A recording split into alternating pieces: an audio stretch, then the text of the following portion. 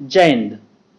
मैं श्रवानंद कुमार आप सबों का स्वागत करता हूं हमारे YouTube चैनल ज्ञान गंगा जीएस पर। दोस्तों, आज हम लोग इस क्लास में देखेंगे भारतीय इतिहास को अगर पढ़ना है तो उसके पृष्ठभूमि को कैसे तैयार करें कि हमें भारतीय इतिहास के बारे में जो कुछ भी हमें पढ़ें वो हमें समझ आए। तो इसके लिए आज का पहला क्लास है कि हम लोग भारतीय इतिहास को की पृष्ठभूमि यानी कि भूमिका ऐसे बना लें, उसके आधार को ऐसे तैयार करें ताकि हम आगे जब भारतीय इतिहास को पढ़ें तो हमें बेसिक चीज पता हो, उसके बाद उसमें पढ़ने में समझने में आपको कोई दिक्कत नहीं आएंगे। तो चलिए शुरू करते हैं आज का यह वीडियो। उससे पहले आप अगर हमारे चैनल पे न्यू हैं तो चैनल को सब्सक्राइब करें, वीडियो को लाइक करें, शेयर करें। चलिए स्टार्ट करते हैं आज का यह क्लास।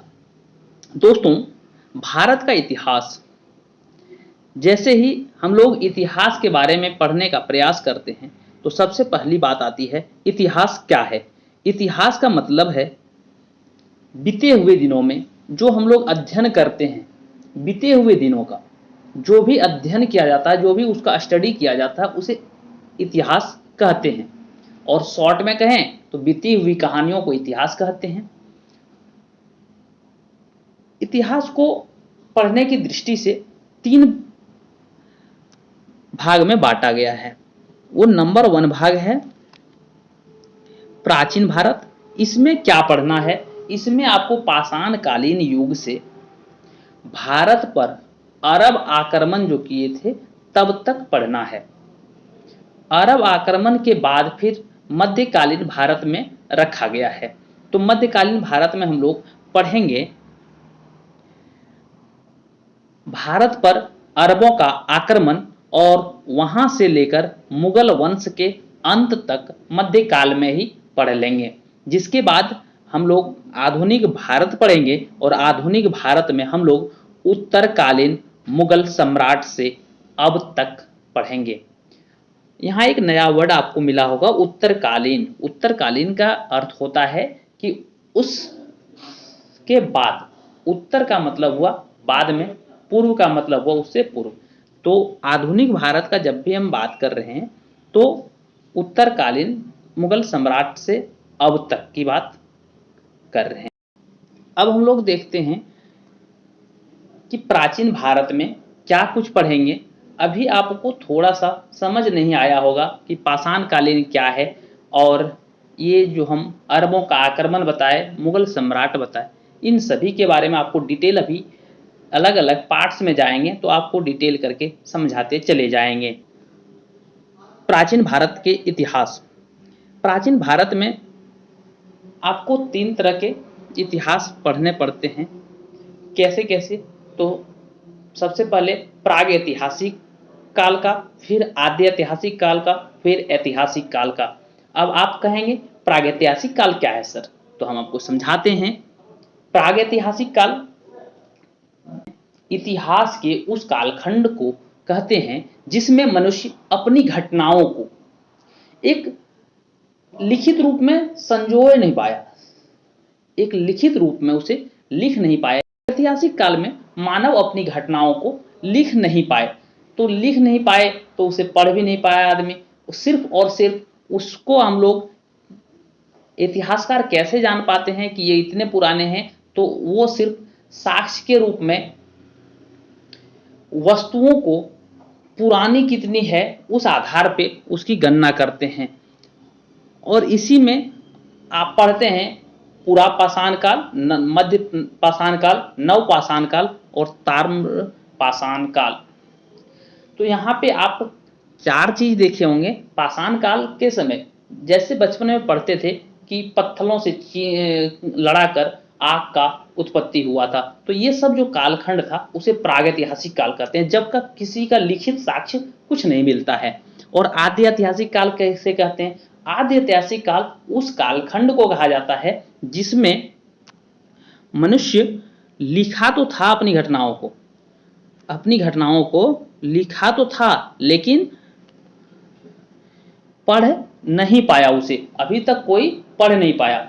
ऐसे लिख दिए थे जैसे कि डॉक्टर लिख देते हैं, उस टाइप का, कोई अभी तक पढ़ ही नहीं पाया। वैसे ही है सिंधु घाटी सभ्यता, और इस तरह सिंधु घाटी सभ्यता में लिखा हुआ है लेकिन अभी तक किसी ने पढ़ नहीं पाए हैं।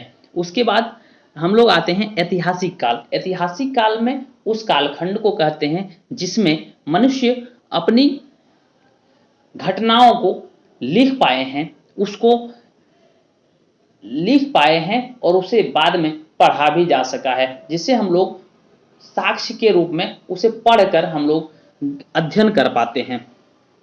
तो सबसे पहली बात आपको हम बता दिए, प्रागैतिहासिक काल में आप क्या पढ़ना होगा, पुरा पाषाण काल, नवपाषाण काल, मध्य पाषाण काल और ताम्र युग और लोह युग।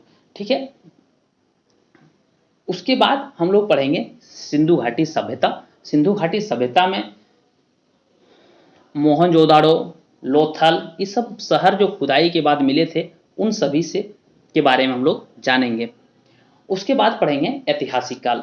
देखिए दोस्तों, आप जितना पुराना होते चले जाएंगे, आप जितना पीछे की जानकारी लेने का प्रयास करेंगे, आपको जानकारियां उतनी कम मिलती जाएगी। जैसे आप अगर बीते हुए कल की जानकारी जानना चाहते हैं तो बीते हुए कल में आप घटनों का जानकारी रख पाएंगे। लेकिन अगर आप 10 दिन पीछे जाके उस 10 दिन पीछे आप क्या किए थे उसको आप अगर पढ़ना चाहेंगे तो वो पूरा डिटेलिंग आप नहीं कर पाएंगे। वही बात है, अगर आप ऐतिहासिक काल को पढ़ेंगे तो आपको मिलेगा कि आप डेट वाइज सीक्वेंस में सब चीज़ को पढ़ पाएंगे। लेकिन जितना पुराना चलते जाएंगे उतना आपको कम पढ़ना पड़ेगा, और उतना इतिहासकारों ने भी कम उसके बारे में साक्ष्य पाए हैं, जिसके बारे में कम लिख पाए हैं। तो साक्ष्य नहीं पाएंगे तो लोग लिखेंगे कैसे, इसीलिए उतना ही नॉलेज अभी तक ले पाए हैं। ऐतिहासिक काल में आप अच्छे खासे इतिहास को पढ़ा जाता है। इसमें सबसे पहले वैदिक सभ्यता पढ़ने होते हैं, उसके बाद पढ़ते हैं ऋग वैदिक काल, फिर पढ़ते हैं उत्तर वैदिक काल। उसके बाद महाजनपद का उदय हुआ, फिर विभिन्न धर्मों का उदय हुआ, फिर मगध राज्य का उत्कर्ष हुआ। मौर्य साम्राज्य पढ़ना है, मौर्योत्तर काल। अभी आपको हम बताए थे मौर्योत्तर का मतलब मौर्य काल के समाप्त होने के बाद के काल को पढ़ते हैं। उसके बाद संगम युग पढ़ते हैं, फिर गुप्त साम्राज्य और गुप्तोत्तर काल तक। इसी प्रकार पूरा ऐतिहासिक काल में हम लोग इतिहास को पढ़ते हैं। अब हम आपको बताते हैं ये प्राचीन भारत में इतना हम लोग को पढ़ना है, गुप्तोत्तर काल तक। ठीक है। आगे हम लोग जैसे बढ़ेंगे तो हम लोग पाएंगे मध्य भारत का इतिहास। ये मध्यकालीन भारत का इतिहास जो पढ़ेंगे तो मध्यकालीन भारत का इतिहास में हम लोग पढ़ेंगे भारत पर अरबों का आक्रमण, उसके बाद मोहम्मद गजनी भारत आए थे, उनके बारे में पढ़ना है, फिर मोहम्मद गोरी के बारे में, फिर सल्तनत काल का स्थापना हुआ, फिर सल्तनत काल में अलग अलग वंश आए जैसे गुलाम वंश, खिलजी वंश, तुगलक वंश, सैयद वंश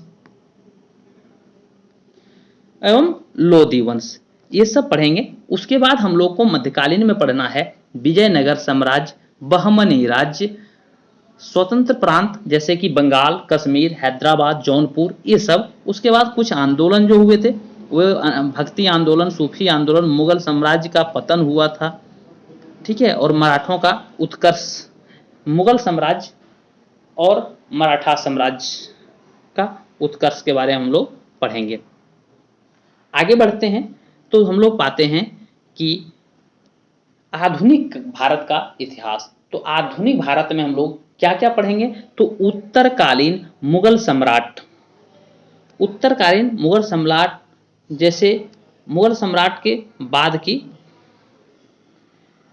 इतिहास, और फिर भारत के यूरोपीय व्यापारिक कंपनियों का आना, उसके आगमन, उसके बाद 1857 की क्रांति हम लोग पढ़ेंगे। फिर हम लोग पढ़ेंगे भारत स्वतंत्रता की संघर्ष और भारतीय राष्ट्रीय आंदोलन, भारतीय स्वतंत्रता